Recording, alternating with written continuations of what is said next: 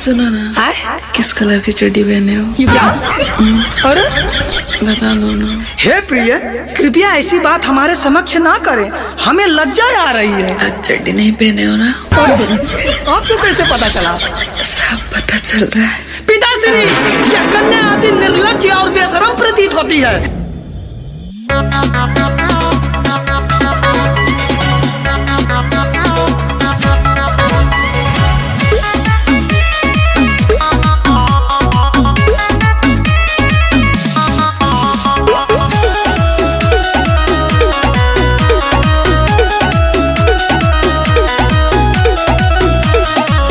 अरे श्रीमान, आप लोग अभी तक तैयार नहीं हुए क्या?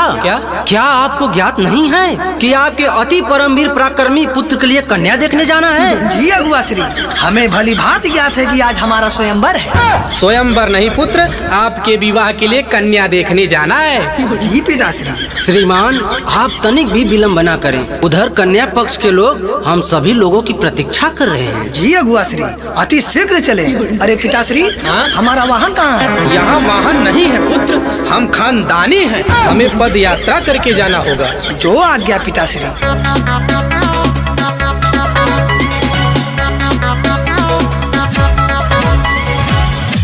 अरे आइए श्रीमान, स्थान ग्रहण करिए। प्रणाम प्रणाम प्रणाम प्रणाम प्रणाम। पिताश्री, हमारा वस्त्र हमें बार बार लज्जित कर रहा है। अरे पुत्र, आपने वो संगीत तो स्मरण किया ही होगा। कौन सा संगीत पिताश्री? राजा कैला बियाह तू मोटा जइबा, खैबा में हरी के हाथे तक गोटा जइबा। जी पिताश्री, ये संगीत तो हमने बाल्य अवस्था में ही स्मरण किया था। तो पुत्र, आप तनिक भी चिंतित ना हो, आपकी सारी समस्याएं विवाह होते ही तनिक भर में विलुप्त हो जाएंगी। जी पिताश्री। हे समधी श्री, हमारे मन में एक छोटा सा प्रश्न उत्पन्न हो रहा है। हे अनाचार दक्षियार महोदय, क्या हम जान सकते हैं कि आपके मन में किस प्रकार का प्रश्न उत्पन्न हो रहा है? देखने में तो ऐसा प्रतीत हो रहा है कि आप इनके पुत्र हैं और ये आपके पिता हैं। अच्छा। परंतु आप इनको पुत्र और ये आपको पिता श्री कह के पुकार रहे हैं। अच्छा। इससे हम अचंभित हैं समधी श्री। पिताश्री, अब हम यहाँ एक क्षण भी नहीं रुकेंगे। इन्होंने भरी सभा में आपका तिरस्कार किया है। अच्छा। आते ही प्रश्नों की तीर चलाने लगे। शांत हो जाओ पुत्र। नहीं पिताश्री, पहले हमारी बात सुनिए। सुनाओ पुत्र। जब से हमारे कुछ खाया ही नहीं, पानी वानी इन्होंने पिलाया ही नहीं। जब से हमारे कुछ खाया ही नहीं, पानी वानी इन्होंने पिलाया भी नहीं। अरे फसलों के जाल में फंसाए रहे हैं, ज्यादा चतुराई ये दिखाए रहे हैं, कन्या से नहीं ये मिलाए रहे हैं। ज्यादा चतुराई ये दिखाए रहे हैं, कन्या से हमें न मिलाए रहे हैं। हे गधावान पुत्र, आप तनिक भी चिंतित ना हो, ऐसे प्रश्नों से हम तनिक भी आहत नहीं होने वाले। पिताश्री, आप क्या चाहते हैं कि हमारा स्वयंवर ना हो और हम रहुआ बन के भ्रमण करें? हे पुत्र, हम गजेड़ियों के वंशज हैं। जब तक आपका स्वयंवर ना हो जाए तब तक हम पानी की एक बूंद भी नहीं पिएंगे, सिवाय जल को छोड़कर। पिताश्री, आप इनसे कहिए कि अति शीघ्र ही कन्या को हमारे सन्मुख लेकर आएं। उन्हें देखने के लिए हमारा मन व्याकुल हो रहा है। जी दामाद श्री, अवश्य। घंटों बेवड़े, शीघ्र ही हमारी पुत्री को हमारे दामाद जी के समक्ष प्रस्तुत किया जाए। ससुर जी, हम आपकी पुत्री से अकेले में मिलना चाहते हैं, न कि इन लवंडिया बादों के समक्ष। जो आज्ञा दामाद श्री।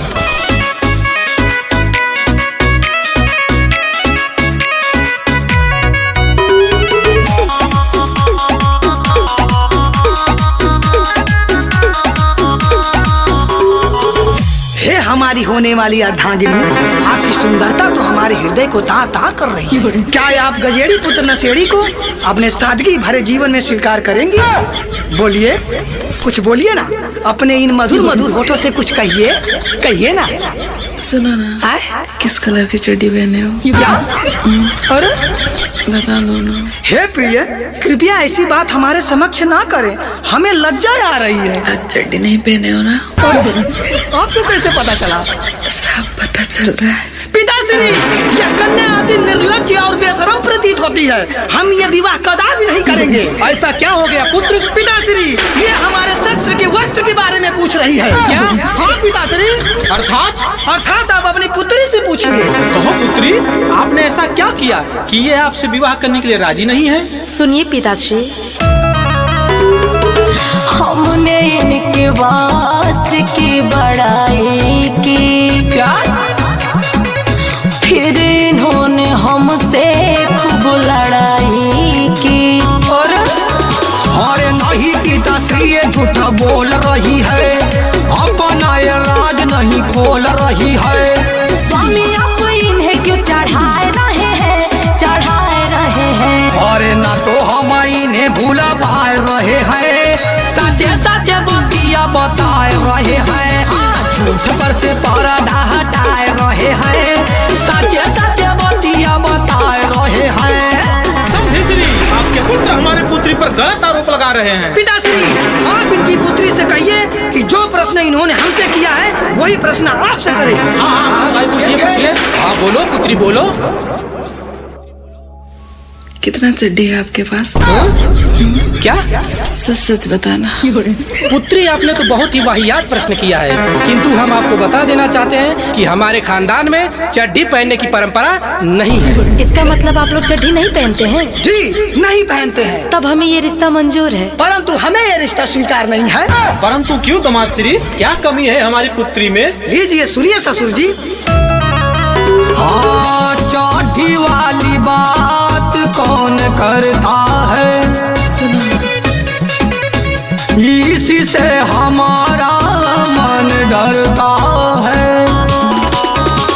स्वामी आप गलत समझ रहे हैं, बिना चड्ढी के भी आप जांच रहे हैं। और क्यों मजाक हमारा आप उड़ाए रहे हैं। स्वामी आप बोलिए क्या चाह रहे हैं, मने मने काहे गुस्सियाए रहे हैं, झूठो मूठो नखारा बनाए रहे हैं, लाल लाल आँख क्यों दिखाए रहे हैं? अच्छा ये बताइए, क्या हम आपको इन वस्त्र में अच्छे नहीं लगते क्या? सुनो ना, आप जीन्स में भी अच्छे लगते हो। अच्छा। कुर्ते में भी अच्छे लगते हो। शॉर्ट्स में भी अच्छे लगते हो। वाह। लेकिन अब बिना चड्डी के। हाँ आगे आगे। सिर्फ मेरे लगता है। क्या?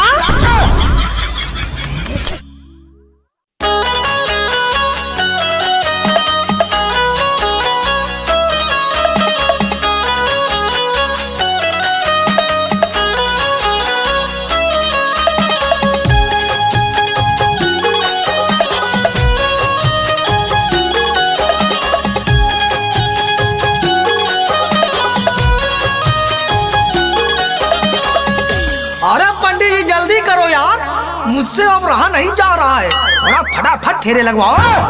अरे बालक, थोड़ा सब्र करो, सब्र का फल मीठा होता है। अरे पंडित जी, सब्र का फल मीठा ना, मैं ढोला पड़ जाला।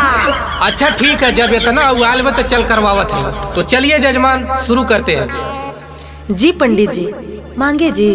हाँ मांगा, जल्दी मांगा। हाँ तो मेरा पहला वचन ये है कि मैं जब भी रील बनाऊंगी आप मुझे मना नहीं करेंगे, और कभी कभी आप भी मेरे संग रील बनाएंगे। क्या आपको स्वीकार है? हाँ स्वीकार है। अब मेरा वचन सुनिए कि मैं जब भी दारू पीने जाऊंगा तो आप मुझे मना नहीं करेंगी, और जब भी मैं पीकर गाली दूंगा या मार दूंगा तो आप बर्दाश्त करेंगी। क्या आपको स्वीकार है? हाँ स्वीकार है। हाँ तो मेरा दूसरा वचन ये है कि मैं जब भी अपने नैहर के यारों से बतियाऊंगी तो आप मुझे मना नहीं करेंगे, बल्कि आप भी मेरे साथ उनसे प्यार से बतियाएंगे। क्या आपको मंजूर है? हाँ मंजूर है।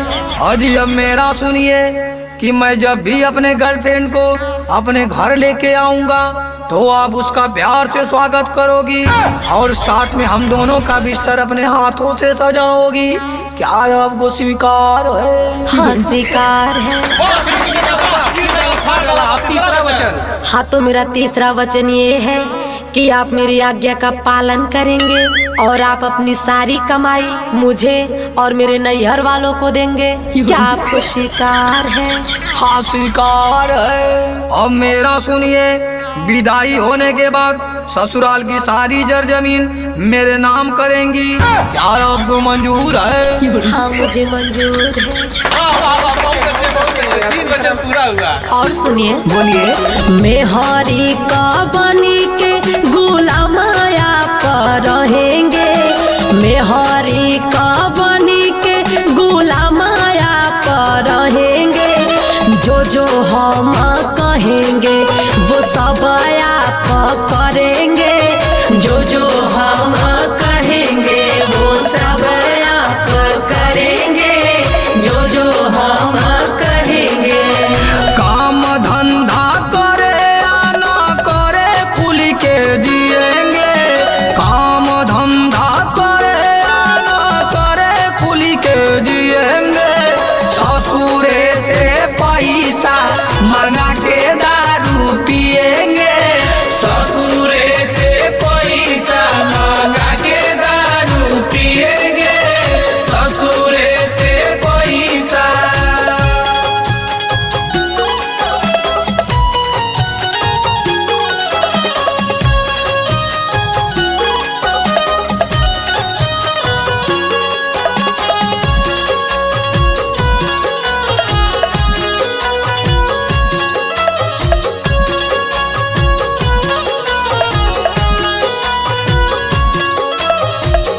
हाँ तो अब वर वधू चौथे वचन की ओर चले। जी पंडित जी, तो मेरा चौथा वचन ये है कि मैं जब भी झगड़ा करूंगी तो आप मुझे प्यार से मनाएंगे और घर का सारा झाड़ू पोछा मिलकर मेरे साथ करवाएंगे। क्या आपको मंजूर है? हाँ। अब मेरा सुनिए, शादी के बाद मैं चाहे जितनी लड़कियों को पटाऊं, तुम कोई ऐतराज नहीं करोगी, बल्कि अपने बहनों की भी सेटिंग मेरे साथ करवाओगी। क्या तुम्हें मंजूर है? हाँ मुझे मंजूर है। अब पांचवा वचन शुरू करें। हाँ तो मेरा पांचवा वचन सुनिए, मैं जब भी किसी बियर बार और पार्टी में जाऊं तो आप मेरे साथ नहीं जाएंगे, बल्कि घर पे रह के बाल बच्चों को देखेंगे और खाना बनाकर रेडी रखेंगे। क्या आपको स्वीकार है? हाँ स्वीकार है। अब मेरा सुनिए, मैं जब भी आपको घर से भगाऊं तो ये मत सोचना कि मैं आपको भगा रहा हूँ, बल्कि अपना सामान उठाना और तुरंत भाग जाना। क्या आपको मंजूर है? हाँ मंजूर है। बहुत अच्छे, बहुत अच्छे, बहुत अच्छे। ये भी सुनिए, ससुरे से ज्यादा नैहरे मैं बिताऊंगी, ससुरे से ज्यादा नैहरे मैं बिताऊंगी। जब मन करेगा मैं आऊंगी और जाऊंगी, जब मन करेगा मैं आऊंगी और जाऊंगी, जब मन करेगा। घर से मैं ज्यादा खाना बाहर खा के आऊंगा, घर से मैं ज्यादा खाना बाहर खा के आऊंगा। गर्मी में नहाऊंगा, ठंडी में ना नहाऊंगा, गर्मी में नहाएंगे, ठंडी में ना नहाएंगे, गर्मी में नहाएंगे।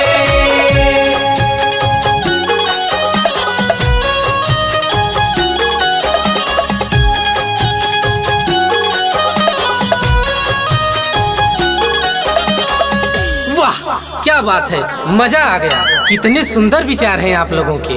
अब आप लोग छठवें वचन की तरफ चले। जी पंडित जी, अब मेरा छठवां वचन सुनिए। आपके पास पैसा हो या ना हो, लेकिन आप मेरे लिए चिकन राइस, अंडा रोल और मोमोज डेली लेकर आएंगे। क्या आपको स्वीकार है? हाँ हाँ स्वीकार है। अब मेरा सुनिए, शादी के पहले मेरे ऊपर जितने कर्जे हैं सब आपके भाई बाप चुकाएंगे, और शादी के बाद जितने कर्जे होंगे वो भी आपके भाई बाप चुकाएंगे। क्या आपको मंजूर है? हाँ मंजूर है। अति उत्तम, क्या विचार हैं आप लोगों के। ऐसी जोड़ियाँ तो ऊपर से बन के आती हैं। अब आप लोग 7वां और सबसे अंतिम वचन ले। जी पंडित जी, हाँ तो मेरा 7वां वचन सुनिए। चाहे मैं मैक्सी पहनूं, चाहे मैं जींस पहनूं, चाहे मैं बिकनी पहनूं, इसके लिए आप मुझे फुल आजादी देंगे, तब मैं आपके साथ रहने के लिए तैयार हूँ। क्या आपको मंजूर है? हाँ हाँ मंजूर है। अब मेरा सुनिए, मैं चाहे अपने मोबाइल पे सनी लियोनी का डीपी लगाऊं या मियां खलीफा का लगाऊं, तुम मना नहीं करोगी? क्या तुम्हें मंजूर है? हाँ मुझे मंजूर है। हाँ तो जजमान, अब आप लोग की शादी संपन्न हुई। जी पंडित जी। लेकिन एक बात और हो। तू का हो? ला सुनो। पूरे घर में रहेगा मेरा ही मालिकाना जी, पूरे घर में रहेगा मेरा ही मालिकाना जी, बिना मेरे पूछे घर में बनेगा ना खाना जी, बिना मेरे पूछे घर में बनेगा ना खाना जी, बिना मेरे पूछे घर में। वादा करो कभी ना कपार मेरा नोचोगी, वादा करो कभी ना कपार मेरा नोचोगी, जैसे मैं नाचाऊंगा तुम वैसे वैसे नाचोगी, जैसे ये नाचाएंगे आप वैसे वैसे नाचोगी, जैसे ये नाचाएंगे। पंडित जी कसम तो खा लेना, अब इनके ले जा सकीला ना? हाँ हाँ भाई, क्यों नहीं, लेकिन हमारा दक्षिणा तो दे दो। वो अगले साल ले लिया जब लड़का होई तब। हाँ?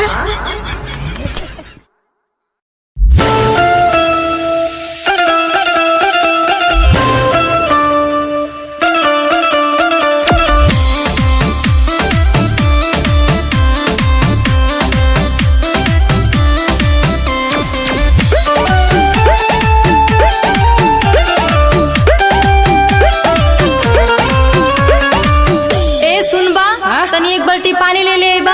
अरे हम तोरे बाप का नौकर है का रे? का? हाँ? आज ले अपने खातिर एको लोटा पानी तो लेके आई बा ना कहीं। अच्छा। तोरे खातिर पानी लेके आई। कहो तू तनी सा पानी लिया के दे देबा तो हमार नौकर हो जाइबा, आ हम जवन देला ओकर का? अरे वो तो तोर फर्ज है, इकुल ना करबी तो लात ना खाईबी। एकर मतलब कि घरे का कुल काम हम ही करब आ तू कुछ ना करबा? ना बिल्कुल ना, बाहरों का करी या घरों का करी। हाँ तो एक बात सुन ला। का? आज से हमारे तो हर चूल्हा अलग जारी हो। का कहली हो? करे अलगे चूल्हा जारी?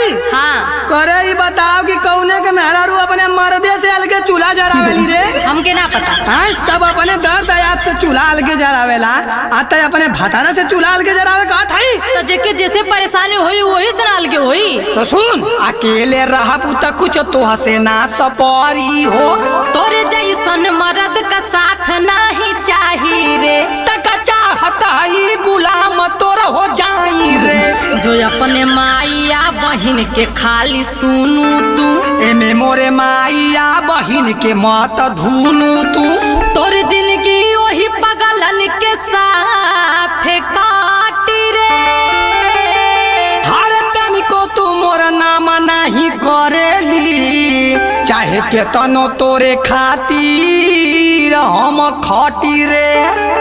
हाँ सुन, जावन जुरेला तोहरा के देइला हो, कबो तोहके का हम कुछ कहिला हो, हाँ जावन जुरेला तोहके तो देइला हो, कबो तोहके का हम कुछ कहिला हो, जावन मरबू तू खइबे करो, सुन मोरे राजा अब चूल्हा अलग जराइबे करो,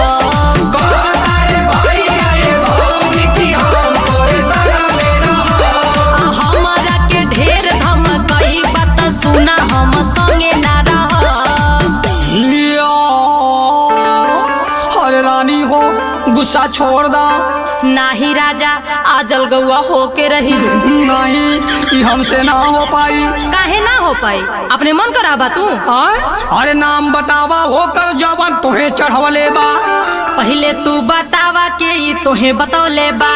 अरे कवन कमी कैनी हम की तू करेलू ऐसान। देखली नहीं मर्द कहीं हम तोहरे जैसान। तू अलगे हो जाइबू तो हम कैसे रहब हो। तोहर एटीट्यूड हम तनिको ना साहब हो। अच्छा तो हम तोहार मरद होके तोके डांटू ना सकिलो। नहीं। अच्छा ठीक है पहले सुना। अलगे तू रही के कहाँ से धनी खइबू। रासा न पताई बोला कहाँ वहाँ से पैबू। में तू रहले ध्यान कब देला। रातों दिन अपने ही फेरा में रहेला। धनी हो पीछे पीछे अहिबे करो। सुना मोरे राजा पीछे आई बात धके लंबी अइबे करो।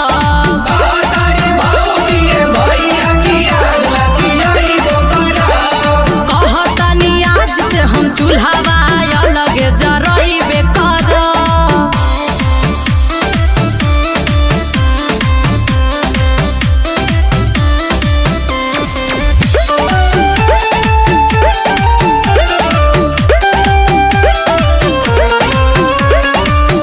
अच्छा ये बताओ कि तोर खर्चवा के चलाई। हम अपन खर्चा अपने से चला ले, ठीक हो? करे तो कौनो नाजायज बता रखले है का रे। करे तोर दिमाग खराब है का रे? सुन अरे काहे माथा पच्ची तू का रावा तारी रे। तोरे जैसन से पीछा छोड़ावा तानी रे। अरे बात मानला जीतन ऐसे करा ये रानी। मिलके रहबा तबे करब सेवा अपनी। का मिल के रहले का मतलब का करे पड़ी। सुना हम बतावत हई। आज तू कसम खा कि हम तोहार मरद। हम तोहार मरद आज के बाद तो से कब्बो झगड़ा ना करब। तो से कब्बो झगड़ा ना कर। कसम खा कि हम तोहार मरद। हम तोहार मरद आज के बाद तोहके कब्बो ना गरियाई। कब्बो ना गरियाई। कसम खा के हमार साया साड़ी कुल का चरबा। नहीं हो सका। हम मरद आई मौगा ना आई। का? हाँ ले सुन। चल नहीं हमारा पे तोरई चालाकी। अब तोरा पूरा कही देवाया की बाकी। हमारे नियम से रहे के तोके पारी। कहबो जवान तोके करहु के पारी। प्यार से कहबू तो करबे करो। हाँ त मोरे राजा अब चला हम संग तोहरे रहबे करब।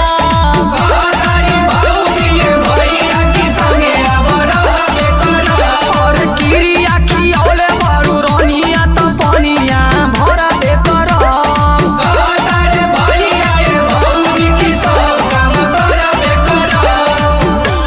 तब चला खाना खाला। चला रानी।